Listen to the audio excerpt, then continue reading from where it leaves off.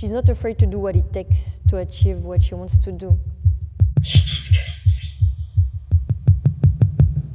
All of you.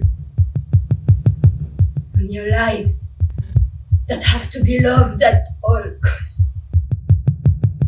Antigone is a driven character, as we saw. She goes forward and she wants action. So what was fascinating for me to do in this performance was to explore the extremity of the palette of her emotions. Before the play begins, the two brothers of Antigone, Eteocles and Polynices, kill each other in a terrible battle.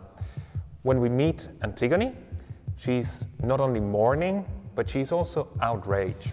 And Creon has decreed that a decent burial shall be given to one, but not to the other. And I feel that that determination, that drive, is what makes her so fascinating. And while we are still talking about her, She's an icon of courage, and for me she represents so many other battles or images of resistance through history. So there is also this moment where she fights back and she has so much tension in her body. She literally barks back at these people coming to almost tempt her. And there is a whole gradient of emotion that comes through her, from rage to utter despair to feeling of injustice to pushing through and going beyond. Is there no end to this?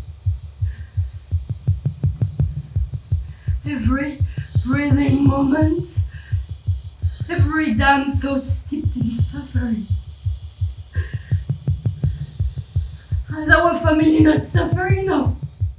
choreographically, I think that the movement from Antigone is almost pouring out. The energy is pouring out of her. She's always on the front foot, working really dynamically.